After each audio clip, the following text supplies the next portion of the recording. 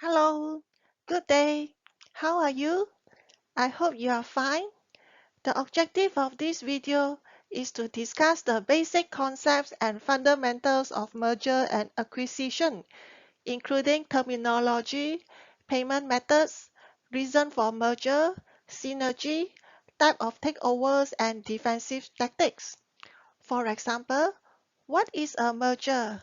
How different is a merger from consolidation and takeover? How is the merger process and payment methods?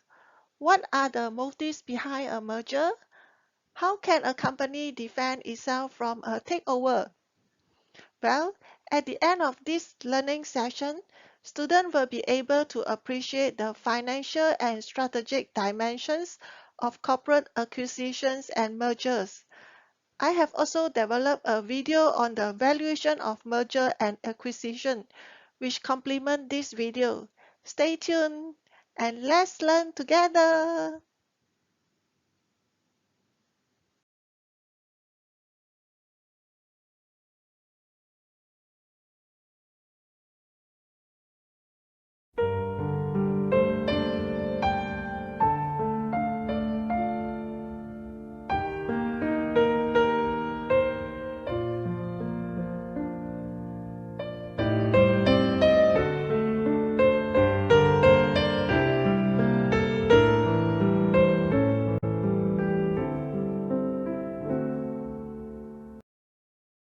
In the first section, we will learn about the merger fundamentals and deal types.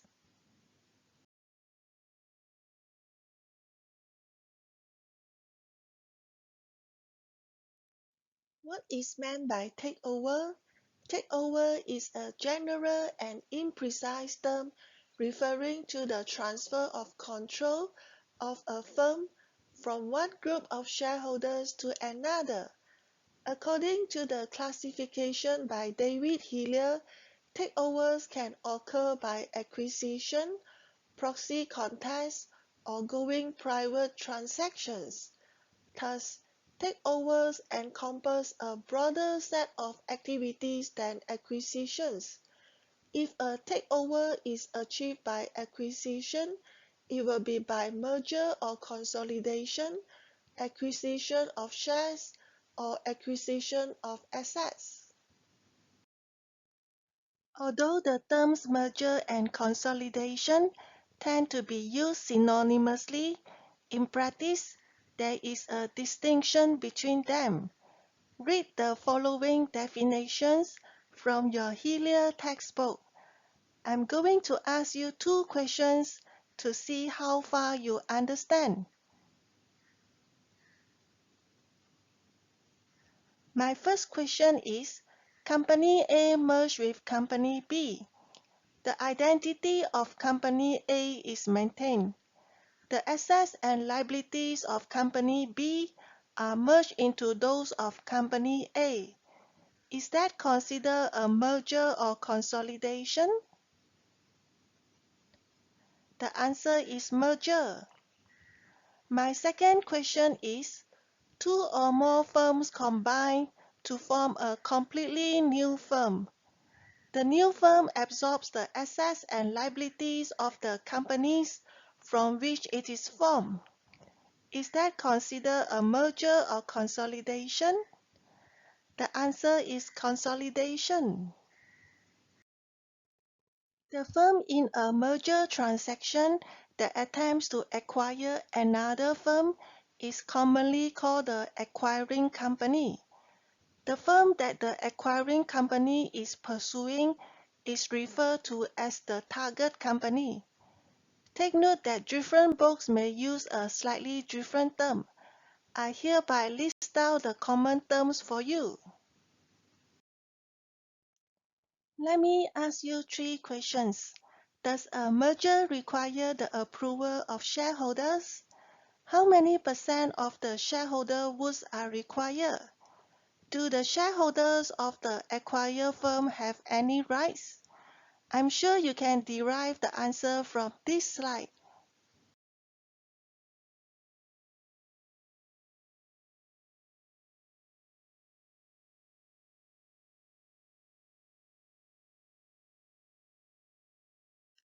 Acquisition of shares means to acquire another firm by purchasing the firm's voting shares. Payment is made by cash or shares or other securities. This process may start as a private offer from the management of one firm to another. At some point, the offer is taken directly to the selling firm's shareholders, often by a tender offer. In an acquisition of shares, the bidding firm can deal directly with the shareholders of a target firm via a tender offer. A tender offer is a public offer to buy shares of a target firm. It is made by one firm directly to the shareholders of another firm. The offer is communicated to the target firm shareholders by public announcements. In an acquisition of shares, shareholder meetings need not be held, and a vote is not required. If the shareholders of the target firm do not like the offer, they are not required to accept it and need not tender their shares. Take note that in an acquisition of shares via tender offer, the target firm's management and board of directors are bypassed. The resistance by the target firm's management can make the cost of acquisition by shares higher than the cost by merger. Next, we are going to learn the third type of takeover activity, which is acquisition of assets. One firm can acquire another by buying all of its assets. The selling firm does not necessarily vanish because its share can be retained. A formal vote of the target shareholders is required in an acquisition of assets. Asset acquisition involves transferring title to individual assets, which can be costly. Acquisition of asset is used when a firm is acquired not for its income earnings potential, but as a collection of assets that the acquiring company needs. Acquisition can be classified into three types. First, horizontal acquisition. Here, both the acquirer and target company are in the same industry. This form of merger results in the expansion of a firm's operations in a given product line and at the same time eliminates a competitor. Horizontal acquisition is usually motivated by enhancement of market power and production economies. The economies result primarily from eliminating duplicate facilities and offering a broader product line. A good example is the merger of Maybank and Philo Allied Bank in Malaysia in year 2001. Second, vertical acquisition. A vertical acquisition involves firms at different steps of the production process.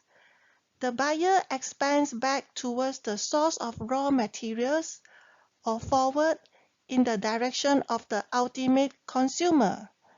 The benefits of a vertical merger include increased control over the acquisition of raw materials or the distribution of finished goods. For example, the acquisition by an airline company of a travel agency. Another example is Google's acquisition of Motorola Mobility in year 2011. The acquisition gave Google control over a major user of its Android operating system for smartphones. Third, conglomerate acquisition. In a conglomerate merger, the acquiring firm and the acquired firm are not related to each other. The key benefit of the conglomerate merger is its ability to reduce risk by merging firms that have different seasonal or cyclical patterns of sales and earnings. For example, The acquisition of a food products firm by a computer firm would be considered a conglomerate acquisition.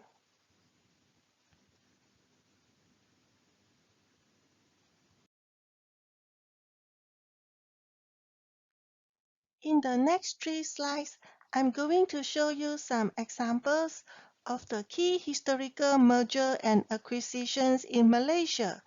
These cases provide a good case study for this topic.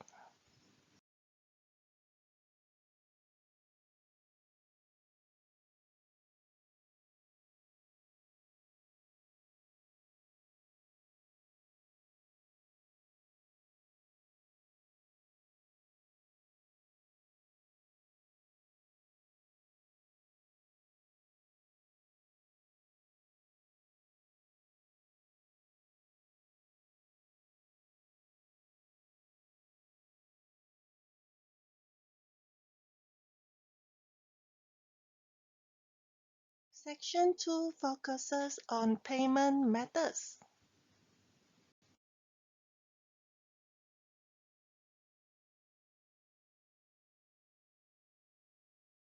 The common payment methods for merger and acquisition include cash, shares, or mixed. Shareholders of acquiring firm and target firm may have different views on each type of method. To the selling shareholder, form of payment is an investment issue. To the buyer, form of payment is a financing issue. We shall explore further. From the acquirer perspective, paying with stock will create financial flexibility and paying with cash will consume it. This figure by Robert Brunner illustrates the linkage between form of payment and financing. A deal might create or consume excess cash or unused debt capacity, commonly called financial slack, depending on whether it is able to draw on internal resources or must turn to external financing, and on whether the financing is in the form of debt or equity. Payment with cash uses financial slack, reduces debt rating, and increases cost of debt. The opposite will happen to payment with shares. What type of payment do you prefer if you are the target company shareholder, cash or equity? From the target shareholder's perspective, payment with cash offers a certain value.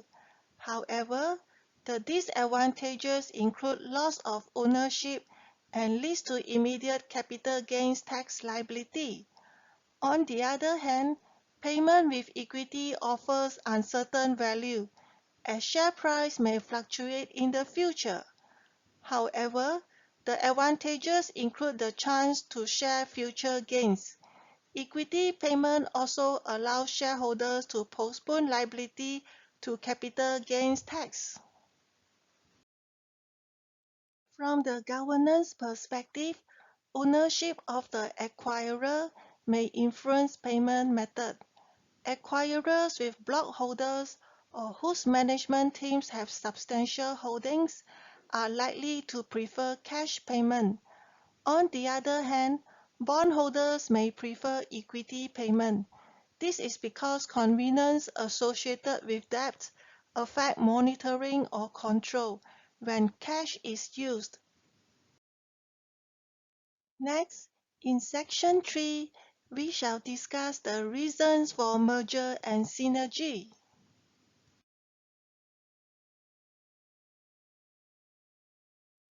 Synergy is defined as the difference between the value of the combined firm and the sum of the values of the firms as separate entities. Synergy is the overall benefit from merger and acquisition. Synergy can be calculated as follows.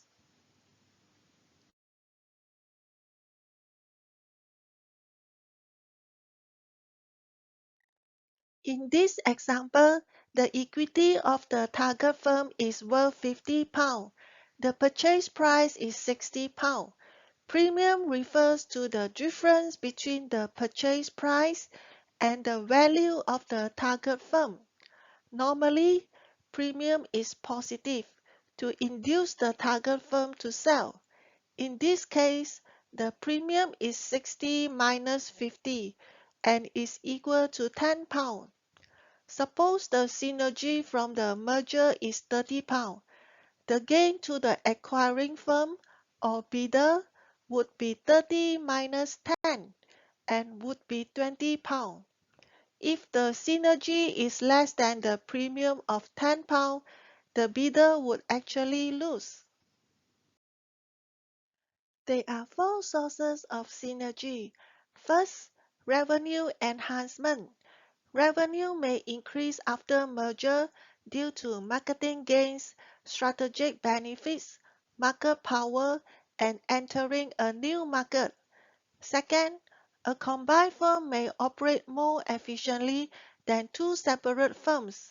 A merger can increase operation efficiency through economies of scale, technology transfer, complementary resources, as well as elimination of inefficient management. As a result, the average cost of production falls as the level of production increases. Third, tax gains. For example, a firm with a profitable division and an unprofitable one will have a low tax bill.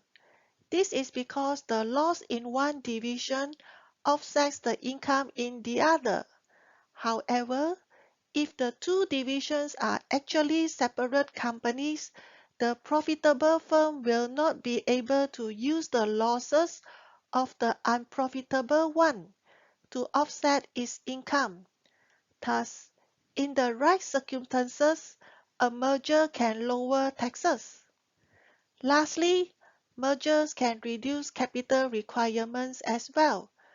When two firms merge, the managers will likely find duplicate facilities. For example, if both firms had their own headquarters, all executives in the merged firm could be moved to one headquarters building, allowing the other headquarters to be sold. Some plants might be redundant as well.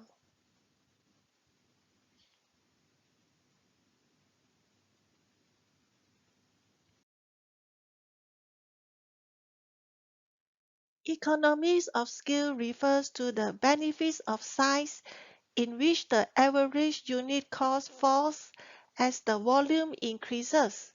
Economies of scale can reduce operating costs.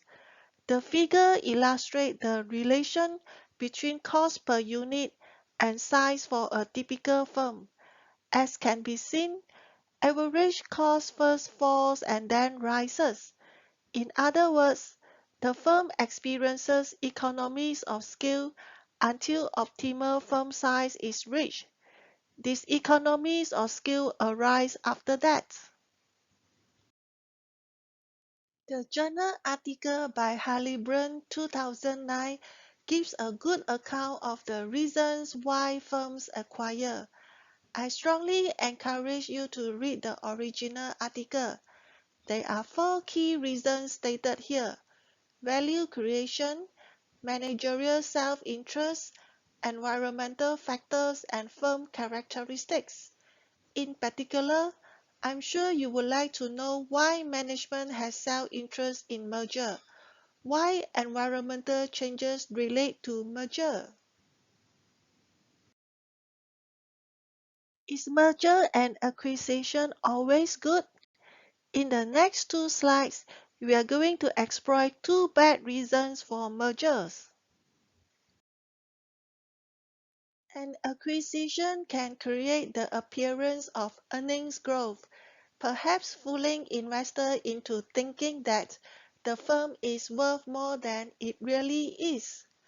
There are managers who would rather acquire firms with low price earnings ratios and just focuses on the immediate impact on earning per share. If this fools investors, the manager may be able to push up the stock price artificially. In reality, earnings growth should be generated from capital investment or improved profitability, not from purchase of slow growth firms with low price-earning ratio. To keep fooling investors, the firm has to continue to expand by merger at the same compound rate. Clearly, this cannot go on forever. One day, expansion must slow down or stop. At this point, earnings growth falls dramatically and the house of cards collapses. However, nowadays, it appears that the market is too smart to be fooled easily. Diversification is often mentioned as a benefit of one firm acquiring another. However, diversification by itself cannot produce increases in value.